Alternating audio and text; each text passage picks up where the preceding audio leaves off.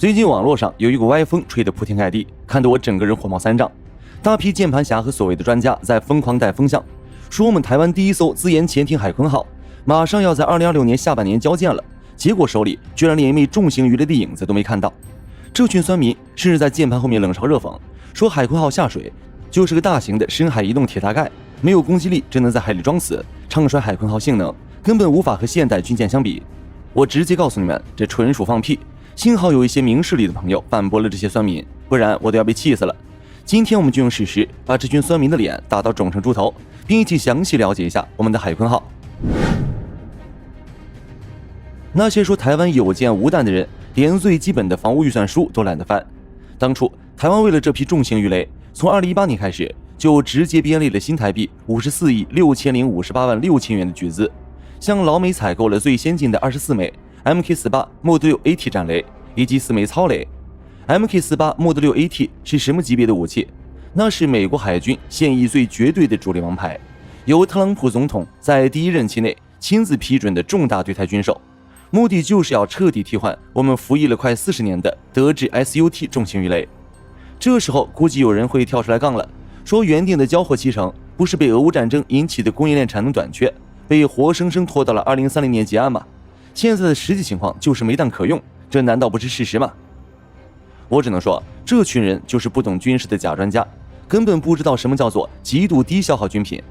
重型魚雷這種東西，因為單枚造價高昂，威力過分恐怖，從二戰結束以來，在歷次真正的局部戰爭中，幾乎就沒怎麼派上過用場。別說打仗了，就算是強如美國主導的環太平洋軍演，每2年舉行一次的實際擊沉演練，也頂多極度奢侈的消耗個2枚左右。這就導致全世界的常規軍工廠在平時發現這玩意兒利潤太低，直接把生產線給閒置或者縮減了。而現在因為全球地緣政治緊張，各國都在重啟常規潛艇建造，這重型魚雷的供應鏈重新開機，當然需要時間來熱身、排產和調整。而且作為盟友的老美也沒有讓台灣乾等着。根據向立法院提交的最新確切官方報告顯示，今年底以前4枚高精度的操雷就會搶先一步交运來台，而大家最關心的用來真正殺敵見血的24枚 MK48 Mod6AT 戰雷則將在明後2年分批按時運抵台灣。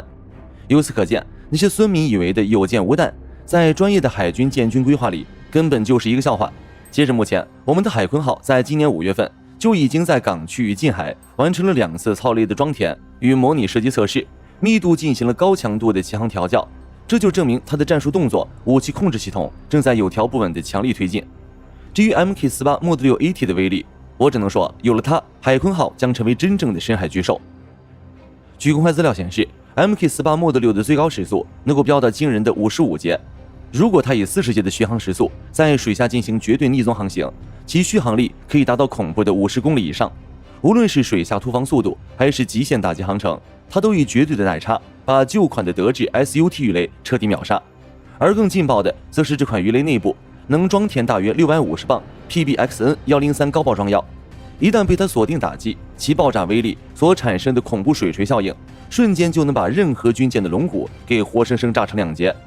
無論是數萬噸的2棲攻擊艦，還是萬噸級的大型驅逐艦，只要龍骨一斷，它們就會在短短幾分鐘內被大海折成 V 字形，然後無情地沉入海底。也正是因為這樣的毀滅火力，可見 MK48 Mod6根本不是為了和敵人玩什麼消耗戰的，它的存在就是为了在關鍵戰時進行一擊必殺的戰略阻截。而我們海鯤號那足足長達70公尺，寬約8公尺，從龍骨到帆罩頂高18公尺，排水量高達2500到3000噸的龐大身軀裡，有能同時容納18枚重型魚雷的巨型前部武器艙，是絕對毀滅級的存在。而且它的6管21英寸重型魚雷發射管還能直接兼容發射潛射型的 UGM84 魚叉反艦導彈。這種從深海射出能夠貼海綠海飛行的反艦重器，能夠瞬間在200公里開外的遠距離上構建出內外線重火力交叉網。如果還有人叫囂海鯤號是個繡花枕頭，那不妨開着你的船來親自試試這295公斤彈頭的水錘威力。當然，想要在波濤洶湧、洋流複雜的台海裡，或是敌人龐大的水下狼群裡，完美釋放出這驚天動地的毀滅火力，我們首先就必須讓海鯤號擁有在深海中絕對平穩、靈活的操作身手，以及一副堅不可摧的鋼筋鐵骨，才能發揮極致的不對稱戰力。首先我們要明白，想要在水下精準釋放出足以炸斷龙骨的致命火力，潛艇在水里的控制性能和姿態穩定度就必須達到外科手術級別的精細。如果我們把潛艇的武器系統比作刺出去的致命長劍，那麼它的尾舵設計就是決定這一劍能否精準刺中敵人咽喉的最關鍵要素。而在高雄台船厂区正式亮相並進行海測的海鯤號，其外觀最引人瞩目的跨时代升級就是它那標誌性的 X 型尾舵。可能很多人不懂，过去的传統潛艇不都是十字形尾舵嗎？這 X 型尾舵到底牛在什麼地方呢？簡單的講，傳統十字形尾舵的4個舵面是各司其職的，水平的2個舵面管上下浮沉，垂直的2個舵面管左右轉向。如果在激烈的戰場上，其中一個舵面不幸被深水炸彈炸爛，或者遭遇機械故障卡死，潛艇在水下可能就會直接失去平衡，像個無頭蒼蠅一樣，一頭栽進深海的無敵海溝裡，被恐怖的水壓擠成鐵餅。而海鯤號所採用的 X 型尾舵，4個舵面全部由高度數字化的先進線傳飞控操作系統進行完全獨立的精細控制。無論是進行水平方向的蛇形機動，還是緊急情況下的垂直大角度上浮下潛，它的每一個舵面都能在電腦算法的驅動下同時發揮作用。因此，它的水下操控靈敏度和轉彎半徑與傳統潛艇相比，有了幾何級數的逆天提升。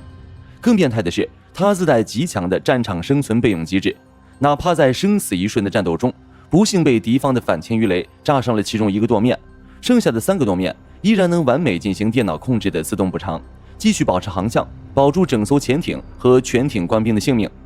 不僅如此，台灣周邊的台海地形其實非常特殊，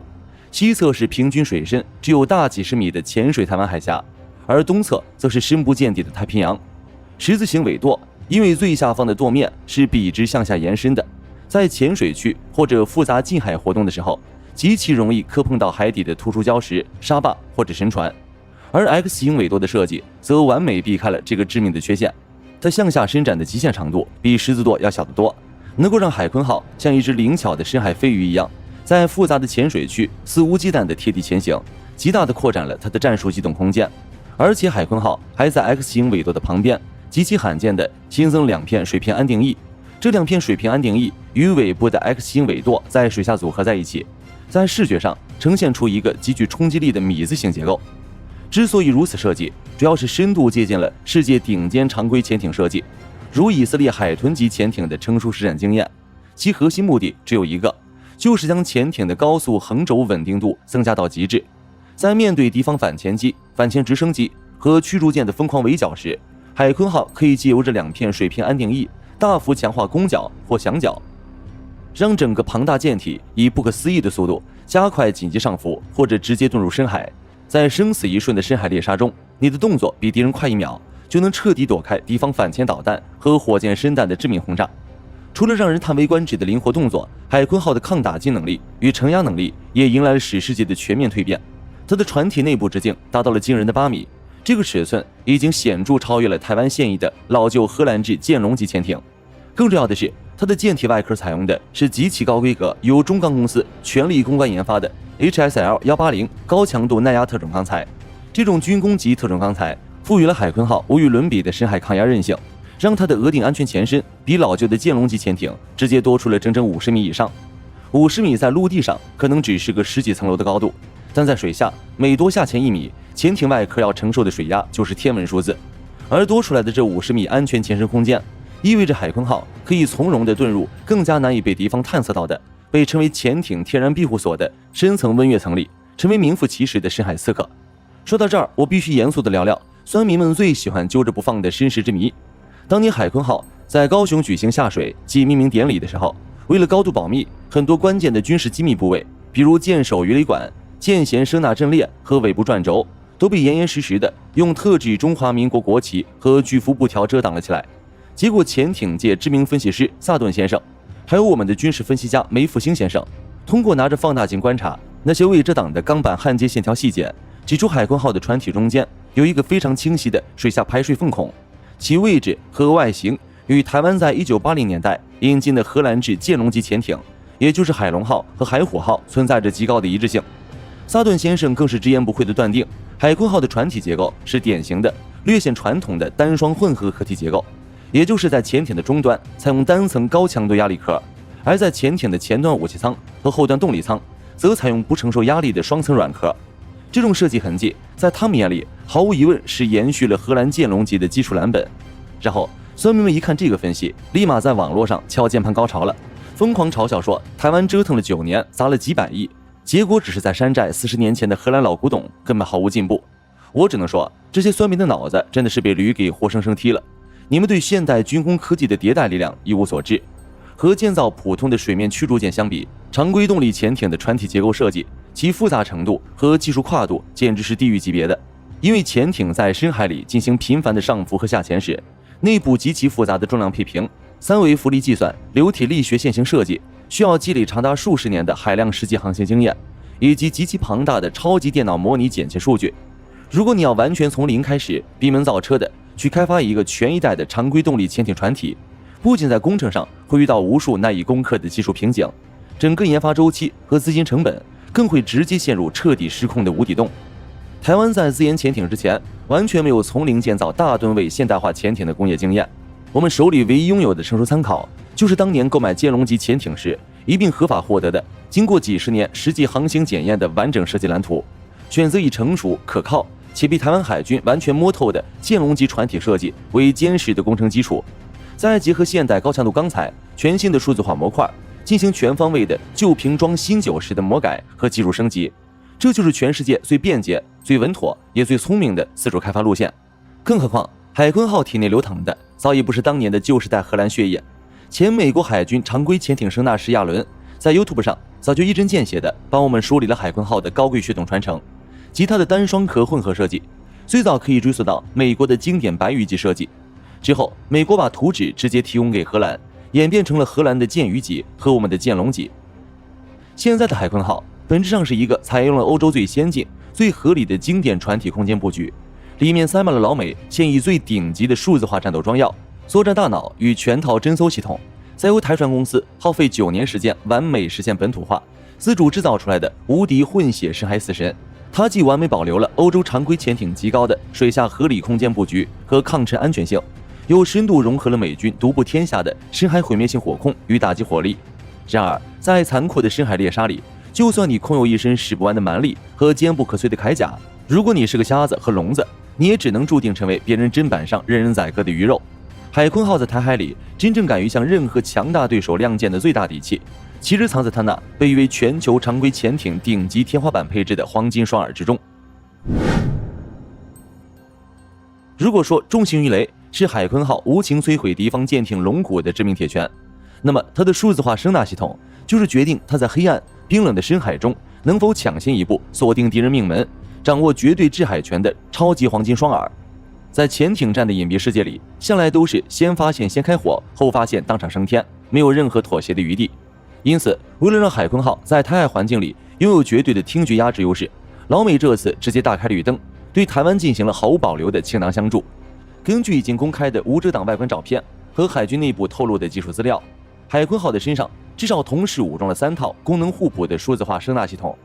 首先，在它那高耸流线型的帆罩上方前方配置了极其精密的拦截声納，這套聲納使用的是高頻聲波，雖然因為頻率高導致聲波在海水裡的衰減速度非常快，無法看清幾十公里外的遠景，但它在近距離探測上的空間分辨率高到令人發指的程度。它就像是海鯤號的水下盲区雷達和倒車雷達，專門用來精密定位潛艇前方的主动障礙物、暗礁以及水下极其危險的複雜地形。哪怕前方有其他同樣靜默、停機裝死的地方潛艇，或者突然出現的海底未知山脈，都絕對逃不過這具拦截聲納的數字化法眼。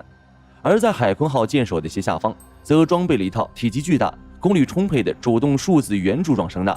一旦進入全面戰鬥狀態，這套主動聲納就會像深海裡的強光手電筒一樣，向大洋深處發射出強大的數字声波。遇到任何敌方的隱蔽潛艇或者水面軍艦後反射回来，瞬間測定目標的精確距離和速度。不過，作為深海裡的刺客，主動開聲納發射信號，等於是在漆黑的密室裡主動點燃火把，在照亮別人的同時，會直接暴露自己的絕對位置。所以，海鯤號真正的核心王牌，平時巡航用的最多的是它的第3套聽覺神裝，部署在艦舷兩側，足足長達40米左右的超長低頻被動陣列聲納。根據台灣知名軍事專家梅復興先生的嚴謹水聲學分析，海鯤號的這套艦舷被動聲納陣列，其物理長度要比以色列海豚級潛艇上的同類陣列整整長出了2/3以上。在物理學和水聲學的基礎規律裡，被動声納陣列的物理長度越長，意味着它能接收到的低频水声信號波长就越長，捕獲遠距離微弱聲音的能力和方位分辨率就越是成倍、成指數級的飆升。因此，當海鯤號在大洋中執行伏击和圍剿任務時，它会完全關閉一切主動信號，化身成一個與海水融為一體的絕對安靜的傾訴者，靜靜地躺在深海的特定深度，用着長達40米、源自美國軍工原廠的頂級數字聲納陣列，瘋狂傾聽，捕捉幾百公里外大洋中任何一絲不尋常的機械雜訊。無論是敵方水面艦艇螺旋槳在高轉速下產生的獨特空炮頻率，還是敵方常規動力潛艇內部柴油機或者泵體機械摩擦的細微雜音，海鯤號的作戰電腦系統都能通過龐大數據庫裡的聲紋進行瞬間的自動識別、歸類和精準定位分析。當年台灣原本是想向歐洲走商業渠道，引进法國和西班牙联合生產的 S80潛艇声納系統，結果因為各種複雜的國際政治因素和對岸的強力打壓，一如既往的被卡了脖子。誰能想到塞翁失馬焉知非福，在2020年12月份，台灣直接拿到了美國国務院簽發的關鍵組件輸出許可證，一步到位拿到了美軍现役核潛艇主流級別的數字聲納系統，以及由洛馬公司親自集成的全套 AN/BY-91先進戰鬥整合系統。這意味着什麼？這意味着海鯤號的這雙耳朵和它的數字化大腦，和美國海軍現役的弗吉尼亞級、洛杉磯級核潛艇在軟件算法和系統架構上是高度同源，甚至可以数據兼容的。它的聽覺灵敏度和戰術情報處理能力已經毫無懸念地一躍躋身目前整個主流常規動力潛艇的頂尖第一梯隊。另外，為了保障這套黃金雙耳在遭遇反擊時能夠發揮出最大的戰術欺騙效果，海鯤號在船體後側兩側還一口氣配置了足足12個氣動式魚雷誘饵發射裝置。這個誘饵數量要比一般的北約、日本柴電潛艇還要多出一截，足見台灣海軍在設計這艘潛艇之初就徹底貫徹了將生存力與戰術聲學欺騙拉到滿格的自衛邏輯。講到這裡，有觀眾可能要在評論區問我了：你今天把海鯤號誇得這麼天花亂墜，難不成它就真的完美無缺，一點技術弱點和短板都沒有嗎？當然不是，海鯤號作為我們第一艘自主研發的原型艦，在目前的技術節點上確實存在着2個美中不足，需要後續量產來解決的現實軟肋。第一個在軍事圈引發廣泛討論的就是它的消音瓦缺失問題。消音瓦這玩意兒是現代頂尖常規潛艇和核潛艇原來實現深海絕對隱形的終極法寶。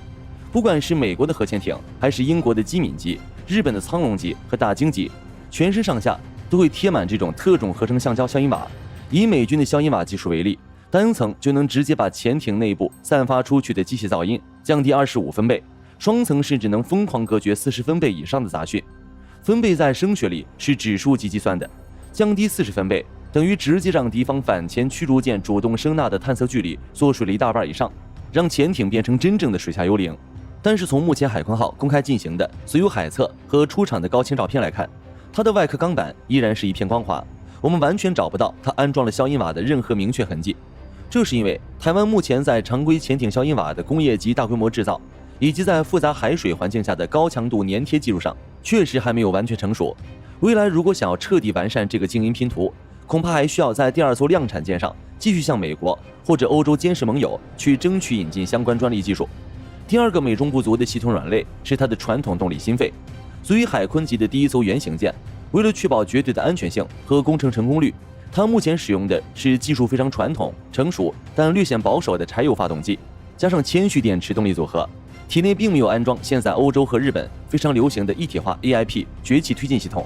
這就導致海鯤號在水下進行高強度潛航一段時間後，必須周期性的浮到接近海面的通氣管狀態，開啟柴油機進行痛苦的充電。這在一定程度上增大了暴露幾率，限制了它的連續水下續航時間和絕對隱蔽性。不過在座的各位粉絲先別急着失望，更不要聽信酸民的嘲讽，因為台灣造船業和海軍的設計思路其實極具跨時代的前瞻性。他們通過深度研判全球技術趨勢，直接選擇跳過了日漸落伍、系統繁瑣且帶有安全隱患的傳統燃料電池 AIP 系統，完美參考了日本防衛省最新型大鯨級常規潛艇的跨代設計路線。在接下來的後續7艘量產型潛艇和龐大建造規劃裡，台灣已經明確計劃全面引入能量密度極高、充電速度極快、壽命極長且能支持水下高航速的最新鋰電池技術，來徹底替代傳統的沉重鉛蓄電池，只要後續量產型潛艇的鋰電池模組全部到位，海鯤號系列的水下隱蔽戰鬥時間將會獲得脫胎換骨式的質變暴增，完全可以連續在水下潛伏數週而不需要浮出水面。而海鯤號作為台灣從零開始突破國際重重封鎖，硬生生造出來的第一艘原型艦，在不到9年的驚人時間裡就能順利完成極其繁瑣的泊港測試，並在今年順利啟動高強度的海上測試，這本身就已經是一場不折不扣的現代軍工奇蹟。當海鯤號在今年順利帶着自主推進動力，兩度穩穩的以極具威嚴的姿態扶航駛出高雄港外海時，港口兩岸無數頂着烈日圍觀的台灣民眾和軍事迷都感動到當場紅了眼眶。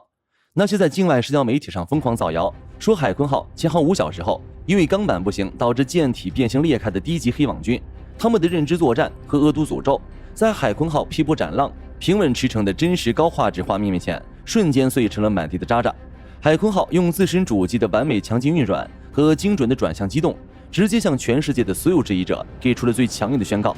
它的輪機系統，它那先進的 X 舵控制，它的整套动力和航仪整合沒有任何致命問題。接下来它只要按照既定計劃一步一個腳印的去攻克50公尺的潛水強航調教以及200公尺的深水極限強航測試，並在今年年底前拿到4枚美制操雷，進行實際的水下管路實彈發射測試，那這只深海巨獸就將徹底完成它的終極進化，正式編入海軍序列。至於因海鯤號而構建的全球隱形援台兵團，感興趣的朋友可以給我留言，我會在之後的節目中就提及。本期節目到這裡就結束了，大家是否認可海鯤號？歡迎在評論區留言討論，我們下期節目再見。好的，各位觀眾朋友們，我們頻道一直在聊真實的軍事資訊和武器裝備，後台也經常有朋友問有沒有值得推薦的入門級模型。今天就和大家分享一款近期接觸到的產品。首先，它的外形還原度做得相當不錯，比例準確，武器上的一些關鍵細節和標識也都有體現，材質也說得過去，拿在手上有不錯的分量感。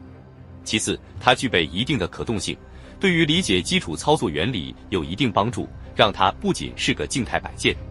綜合它的做工和可玩性來看，價格確實比較親民。對於想入門模型收藏，或者單純想在桌上貼一個擺件的朋友來說，是一個性價比很高的選擇。商品鏈接已經給你們上了，感興趣的朋友可以自行了解。